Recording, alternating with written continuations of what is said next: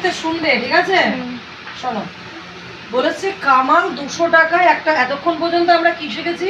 যে একটা জিনিস এত দামে কেনা হয়েছে, এত দামে বিক্রি করা হচ্ছে, তাহলে কত টাকা লাভ হলো, কত টাকা ক্ষতি হলো, শতকরা কত টাকা লাভ হলো ক্রয় মূল্যের ওপর, শতকরা কত টাকা ক্ষতি হলো, আর বিক্রয় মূল্যের ওপর শতকরা কত লাভ কত ক্ষতি, এতটুকু আমরা শিখেছি। এইবারে বলেছে যে কামাল 200 টাকায় একটা ঘড়ি কিনলো, সে ওই ঘড়িটি বিক্রি করে 30% লাভ করতে চায়, ঠিক আছে? 30% লাভ করতে চায়। তাহলে হিসাব করে দেখি কামাল কত টাকায় তাহলে ওই ঘড়িটি বিক্রি করবে, ঠিক আছে? তাহলে ধরো কত লাভ করতে চায় কামাল? 30%। লেখো।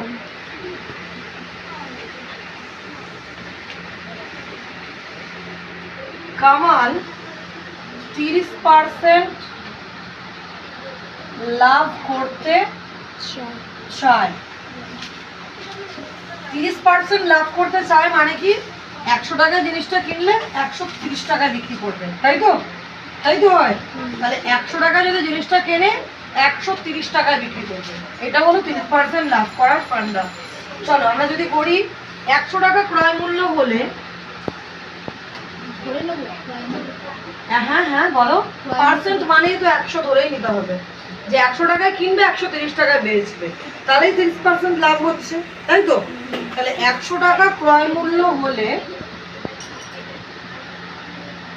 বিক্রয় মূল্য বিক্রি করতে হবে কত টাকা হবে? 130 টাকায় বিক্রি করতে হবে, তবেই তো আমার 130 টাকা লাভ হচ্ছে, 30% লাভ হচ্ছে, তাই তো? 100 টাকা যদি 100 টাকা ক্রয় মূল্য হলে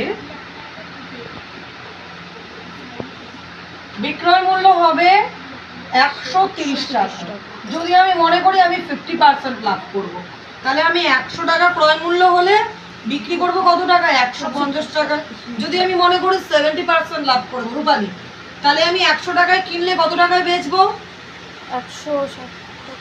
100 জোরে 160 টাকায় বেচবো। আমি 70% লাভ করব, কত টাকায় বেচবো? কত টাকায় বেচবো? 170 টাকায় বেচবো। যেটা লাভ করবো সেটা 100-র সাথে যোগ হয়ে যাবে।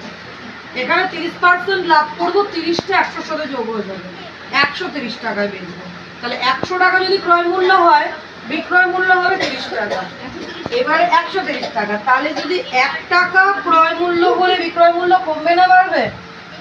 বলো, যদি 1 টাকা ক্রয় মূল্য হয় তাহলে বিক্রয় মূল্য কি হবে? কমবে না বাড়বে? বলো, ঐকিক নিয়ম, কমবে। তাহলে কমলে কি হয়? ভাগ। তার মানে 130/100 টাকা হবে। কিন্তু এটা কত টাকায় কিনেছে? 200 টাকায় কিনেছে না ঘড়িটা? তাহলে 200 টাকা